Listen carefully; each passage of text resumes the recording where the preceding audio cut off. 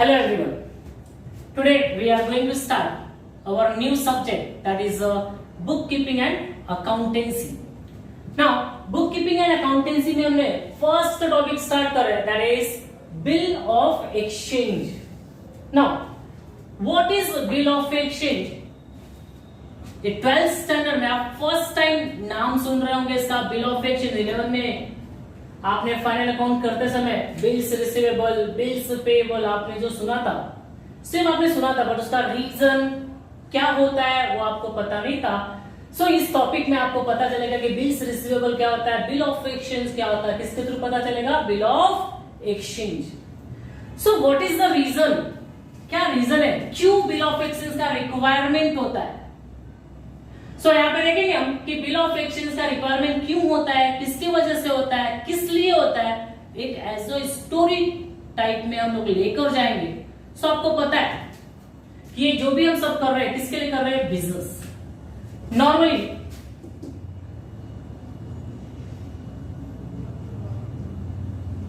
Business होता है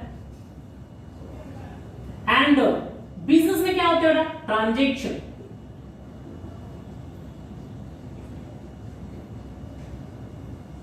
सो business का मीनिंग आपको पता है, trade. Transaction means what, exchange of goods and services for money और मनीज वर्थ। एंड आपने ये भी देखा कि ट्रांजेक्शन कितने टाइप के होते हैं। नॉर्मली हमने 3 टाइप के ट्रांजेक्शन पढ़े, cash transaction, credit transaction and barter transaction. Barter transaction का मीनिंग क्या होता है, exchange of goods on behalf of other goods, जिसका रिक्वायरमेंट यहाँ पे नहीं है। सो यहाँ पे हम देखेंगे ट्रांजेक्शन को 2 पार्ट में डिवाइड किया गया है। एक होता है हमारा कैश ट्रांजेक्शन एंड दूसरा होता है हमारा credit transaction. Cash transaction that means what, रोकड़ा, जहां पे ऑन द स्पॉट क्या होता है, पेमेंट होता है, इमीडिएटली हम क्या करते हैं, कैश पे करते या कैश रिसीव करते, उसको हम क्या बोलते हैं, cash transaction. And credit transaction that means what, जहां पे क्या दिया जाता है, आपका फ्यूचर डेट दिया जाता है,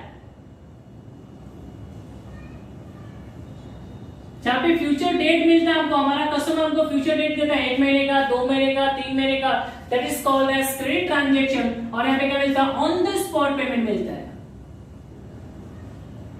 सो ऑन द स्पॉट अगर पेमेंट मिलता है दैट मींस व्हाट, हमारा ट्रांजेक्शन यहाँ पे क्या होता है, कंप्लीट हो जाता है। बट क्रेडिट ट्रांजेक्शन में हमारे ट्रांजेक्शन क्या होते हैं, इनकम्प्लीट होते हैं। जब तक हमको हमारा रेम्युनरेशन, हमको हमारा पेमेंट नहीं मिलता है, तब तक हमारा ट्रांजेक्शन क्या रहेगा, इनकम्प्लीट। सो ट्रांजेक्शन कंप्लीट करने के लिए हमको पेमेंट चाहिए, तो उसी पेमेंट से रिलेटेड है हमारा क्रेडिट ट्रांजेक्शन, और उसी से हमारा रिलेटेड होता है क्या, आपका bill of exchange. So bill of exchange totally credit transaction पे डिपेंड है। कैश ट्रांजेक्शन इसका कोई भी लेना देना नहीं है, बिकॉज जहां पे कैश ट्रांजेक्शन होगा वहां पे हमारा ट्रांजेक्शन क्या हो जाता है, कंप्लीट। कस्टमर अपने रास्ते, हम अपने काम पे। बट क्रेडिट ट्रांजेक्शन में हमारा ट्रांजेक्शन अभी तक कंप्लीट नहीं हुआ रहता है, और वहां पे कस्टमर से पैसे मिलने वाले होते हैं। कस्टमर ने हमको क्या दे रहा था, टाइम दे रहा था, 1 महीने का, 2 महीने का। हम वेट करते हैं और 2 महीने के बाद अगर पेमेंट मिल गया तो हमारा ट्रांजेक्शन क्या होता है, कंप्लीट होता है। But it is not necessary कि हमको पेमेंट मिल ही जाए।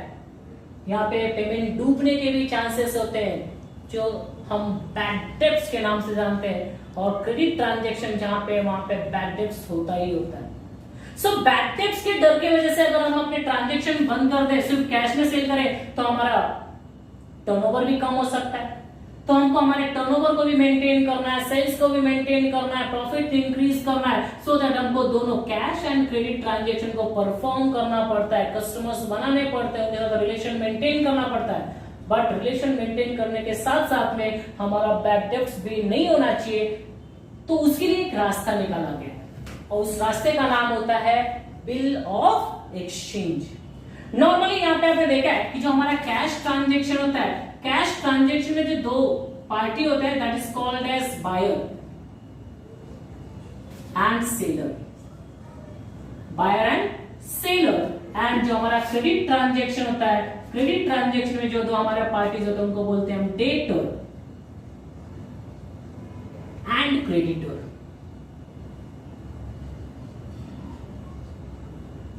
Debtor and creditor. यहां पे भी हम सेल कर रहे हैं, यहां पे भी सेल कर रहे हैं, बट आप देखिए यहां पे बायर एंड सेलर बोला हमने। एंड क्रेडिट ट्रांजेक्शन में क्या बोलते हैं हम, डेटर एंड क्रेडिटर, बिकॉज यहां पे हमारा ट्रांजेक्शन कंप्लीट नहीं हुआ।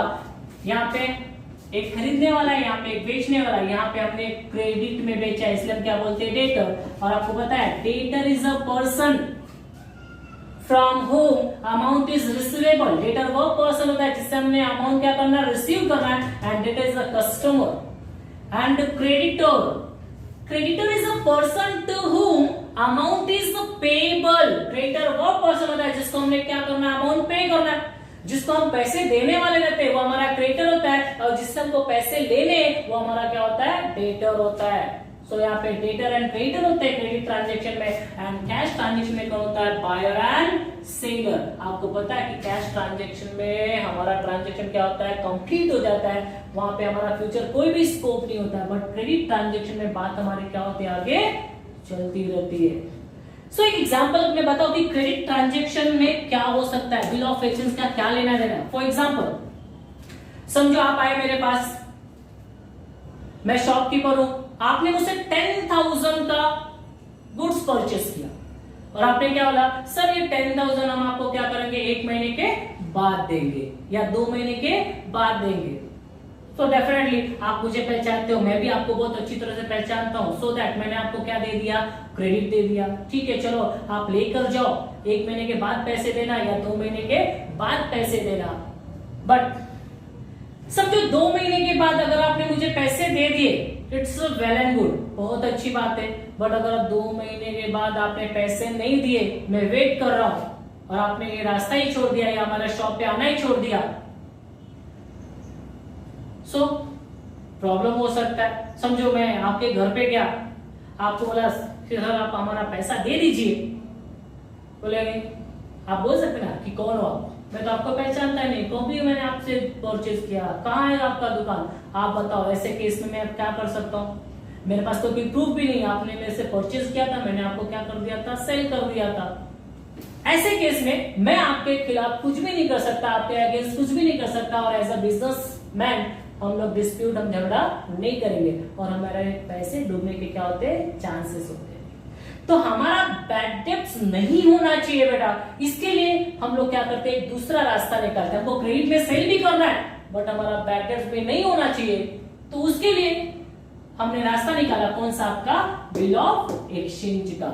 सो देखेंगे इसमें कैसा होता है कि समझो अभी दूसरा एग्जांपल, आप मेरे पास आए, आपने बोला सर मुझे गुड्स चाहिए, बोला डेफिनेटली मिलेगा, बट आपने बोला सर पैसे मैं आपको 2 महीने के बाद दूंगा, बोला कोई प्रॉब्लम नहीं, आप 2 नहीं 3 महीने के बाद दो, बट एक कंडीशन है, आप मुझे लिख कर दो, या जो मैं आपको लिख कर दूंगा उसको आपको क्या करना पड़ेगा, एक्सेप्ट करना पड़ेगा। आप बताओ ऐसे केस में ही हमारा बिल ऑफ एक्सचेंज बनता है और यहाँ पे हमारा बैड डेब्ट्स होने के चांसेस क्या होते हैं, फिनिश हो जाते हैं। बिकॉज ऐसे केस में अगर आपने पैसे नहीं दिए तो हमारे पास क्या होता है, प्रूफ होता है। आप बताओ, सो हम क्रेडिट भी दे रहे हैं और मैंने बोला कि आपको क्या करके देना पड़ेगा, लिख कर देना पड़ेगा, तो लिखकर क्या देना पड़ेगा, उसी को हम क्या बोलते हैं नॉर्मली बिल ऑफ एक्सचेंज। तो एक फॉर्मेट होता है, उस फॉर्मेट को हम बिल ऑफ एक्सचेंज बोलते हैं। वहां पे नॉर्मली ड्रॉवर का नाम, ड्रॉवर का एड्रेस, मतलब डेटर का नाम, डेटर का एड्रेस, क्रेडिटर का नाम, क्रेडिटर का एड्रेस, सब वहां पे लिखा रहता है। वहां पे मैं लिख कर दूंगा आपको, मैंने सेल किया, आपने 2 महीने के बाद का टाइम मांगा, 3 महीने के बाद का टाइम मांगा, तो मैं वहां पे लिखूंगा 3 मंथ आफ्टर डेट।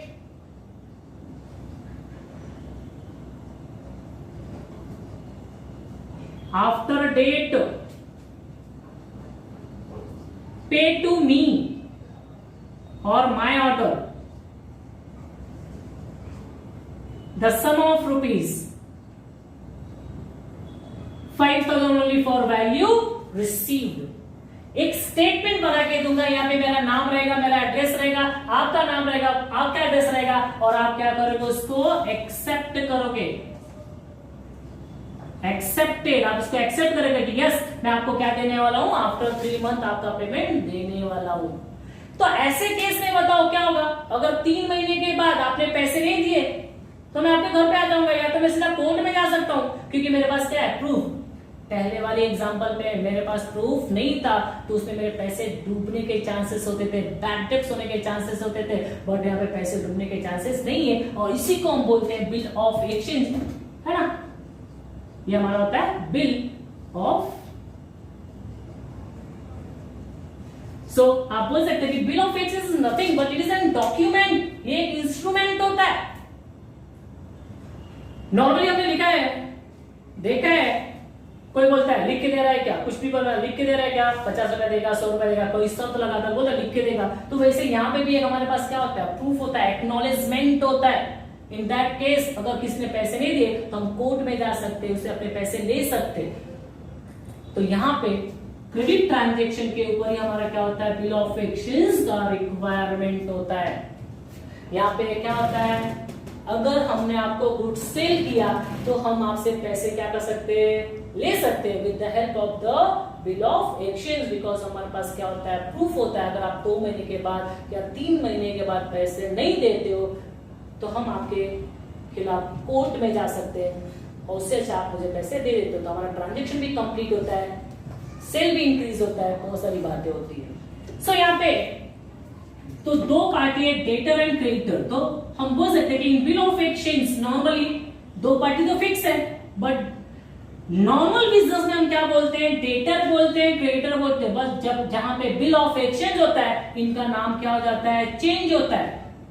देखिए मैंने आपके ऊपर क्या ड्रॉ किया, बिल, तो मैंने बिल ड्रॉ किया तो मैं हो जाऊंगा drawer.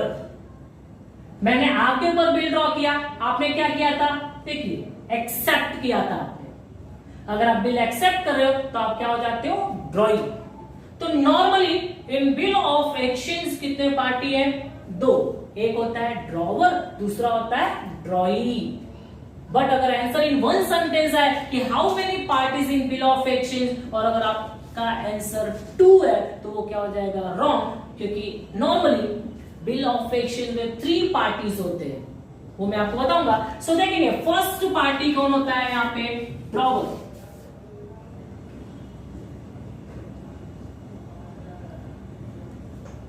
Drawer in bill of exchange जो क्रेडिटर होता है वो ड्रॉवर होता है। क्रेडिटर कौन होता है, सेलर। नॉर्मली हम क्रेडिटर को क्या बोलते हैं, सेलर, एंड डेटर को क्या बोलते हैं, कस्टमर। तो मैंने आपको गुड सेल किया था तो मैं कौन हो गया, सेलर हो गया। आपने मुझसे परचेज किया तो आप मेरे कौन हो गए, कस्टमर हो गए। तो नॉर्मली पैसे तो मुझे लेना ना बेटा आपसे, तो पैसे मुझे लेना है तो इनिशिएटिव भी मुझे लेना पड़ेगा।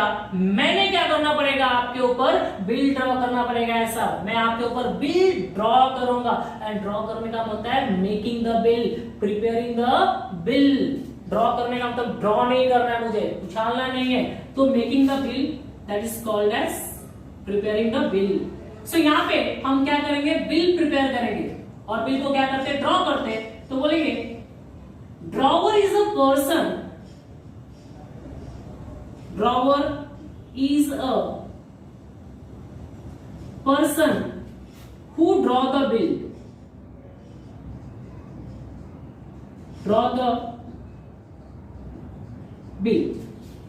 Simple word क्या बोला है, drawer is a person who draw the bill and drawer is a sailor. Drawer is a sailor और creditor दोनों होते हैं। आप बोल सकते हैं क्रेडिटर और सेलर।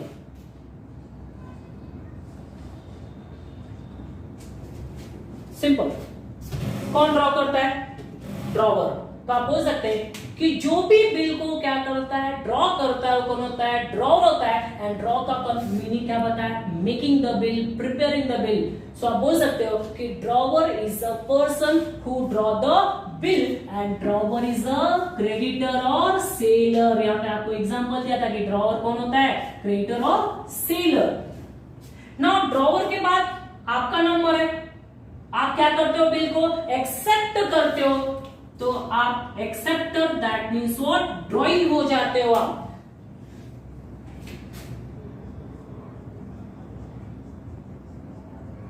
ड्रॉइंग ना, ड्रॉइंग कौन होता है? आप ड्रॉइंग हो। जो बिल को क्या करता है? एक्सेप्ट करता है। मैंने आपके ऊपर बिल ड्रॉ किया, मैंने लिखा कि 3 months after date pay to me or my order the sum of rupees 10,000 only for the value received. आपको मैंने दिया कि भाई 3 महीने के बाद आप मुझे 10,000 रुपया देने वाले हो। आपने क्या किया? बिल को एक्सेप्ट, हाँ सर एक्सेप्ट किया है सर, और आप मुझे पैसे देने वाले हो। तो जो बिल को एक्सेप्ट करता है वो कौन होता है? ड्रॉई होता है। तो हम बोल सकते हैं ड्रॉई is a person, ड्रॉई is a person who accept the bill, accept the bill। जो बिल को क्या करता है? एक्सेप्ट करता है, वो कौन होता है? ड्रॉई होता है। आप देख सकते हैं यहाँ पे कौन एक्सेप्ट करेगा? आप मतलब कौन? कस्टमर। कस्टमर को क्या बोलते हैं? डेटर। तो बोल सकते हैं कि drawee is a person who accept the bill and drawee is a debtor or customer, or drawee is a debtor or customer। Now both concept, drawer and ड्रॉई। drawer is a person who draw the bill।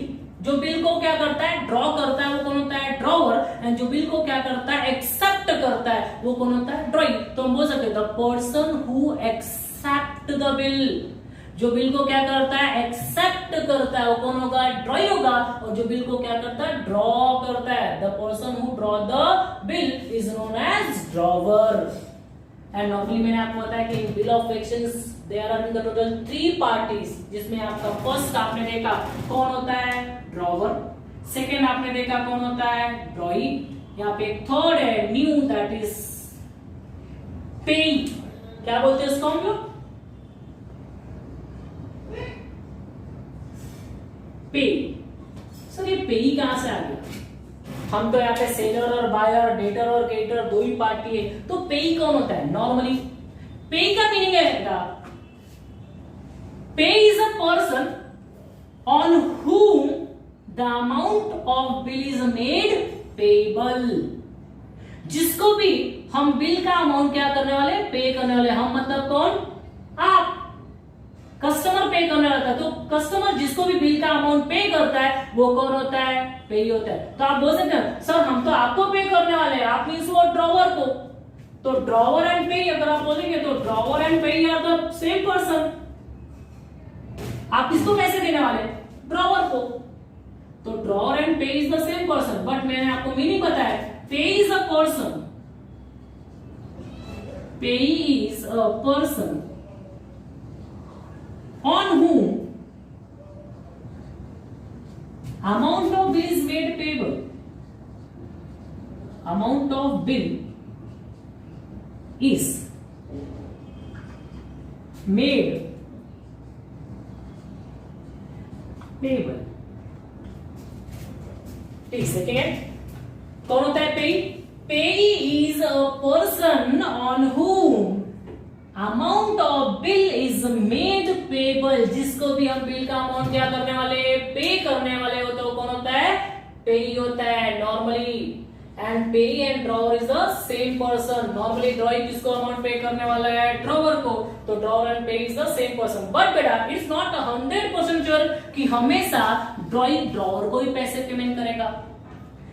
कुछ terms and condition ऐसे बन जाते हैं जहां पे ड्रॉई drawer को amount नहीं पे करता है, ड्रॉवर के कहने पे वो किसी थर्ड पार्टी को क्या करता है? अमाउंट पे करता है। आपने प्रोफार्मा में थोड़ा सा मैंने यहाँ पे लिख के रखा, देखो 3 months after date pay to me or my order. ये देखिए मैंने यहाँ पे माय ऑर्डर भी लिखा है, मी or my order. That means what? मैंने बोला आपको आप मुझे दो 3 महीने के बाद, या जिसको मैं बोलूं उसको दो। तो ऐसा हो सकता है कि आप मुझे पैसे देने वाले हो, मैं किसी और को पैसे देने वाला हूं। नॉर्मली आपने देखा आप लोग दोस्ती खाते भी ऐसा करते हो आपस में। आपने एक दोस्त से पैसा लिया उसको देने वाले तो दूसरे दोस्त बोले एक काम कर, जो मुझे पैसा देने वाला है ना उसको दे दे। नॉर्मल ऐसा होता है। तो आप मुझे पैसे देने वाले हो, मैं जहां से मैंने गुड्स परचेज किया था मेरा सप्लायर उसको देने वाला हूं, तो मैंने बोला एक काम करो भाई साहब, आप मुझे पैसे मत दो, जो पैसा आप मुझे देने वाले हो वो XYZ को दे दो। तो वो थर्ड पार्टी है। फर्स्ट पार्टी मैं, सेकेंड पार्टी आप हो गए, थर्ड पार्टी कौन हो गया? वो पेई। सो हम बोल सकते हैं कि पेई is a person on whom the amount of bill is made payable. क्या बोला? पेई इज अ पर्सन ऑन हुम amount of bill is made payable. जिसको भी हम बिल का अमाउंट क्या करने वाले? पे करने वाले, वो कौन होता है? पेई। सो in bill of exchange there are in the total 3 parties, that is drawer, drawing and paying. Normally ये मैंने आपको बताया कि why we have to prepare the bill of exchange, and bill of exchange की रिक्वायरमेंट कैसे आई? Credit transaction के through bill of exchange बनता है। रीजन इज दैट कि बिजनेस मैन नहीं चाहता है कि उसके पैसे डूबे, उनका लॉस हो। सो दैट ऐसे केस में हम लोग क्या करते हैं? प्रॉपर बिजनेस करना है तो हमको बिल ऑफ एक्सचेंज का क्या करना पड़ता है? प्रिपरेशन करना पड़ता है। And bill of exchange nothing but it is an document होता है, इंस्ट्रूमेंट होता है, निगोशिएबल इंस्ट्रूमेंट होता है। सो दैट एक एक्नॉलेजमेंट का काम करता है कि अगर सामने वाला हमको पैसा नहीं देगा तो हम कोर्ट में जा सकते हैं। सो ये स्टोरी अगर आपको समझ में आए तो इसके आगे भी बहुत सारा स्टोरी है कि आगे मैंने आपके ऊपर बिल ड्रॉ किया, आपने उसको एक्सेप्ट किया, अब 3 महीने के बाद आगे का स्टोरी का, अगर आप 3 महीने के बाद मुझे पैसे दे देते हो तो प्रॉब्लम शॉर्ट आउट हो जाएगा। लेकिन 3 महीने के बाद अगर आप मुझे पैसे दे दो तो कितनी एंट्री होगी? यहाँ पे 1 या 2 ही एंट्री होगी। तो 1 या 2 एंट्री पे आपको 10 या 12 मार्क्स के क्वेश्चन तो आएंगे नहीं, तो हमारा स्टोरी क्या होगा? आगे बढ़ेगा। पिक्चर अभी बाकी है। यहाँ पे तो सिर्फ हमने इतना किया कि why bill of exchange is created, what is the reason. तो आपने रीजन अगर आपको समझ में आया तो वेल एंड गुड, बहुत अच्छी बात है। एंड अभी हमको प्रोफॉर्मा, ये बिल ऑफ एक्सचेंज का प्रोफॉर्मा जो आपको 5 मार्क्स के लिए आपके एग्जाम में आते हैं नॉर्मली, वो हमको सीखना ही है। सो यहां तक हम लोग कंप्लीट करते एंड किसी को लिखना है तो आप लिख सकते हैं। Thank you. एंड आगे का लेक्चर हम नेक्स्ट वीडियो में बनाएंगे। Thank you.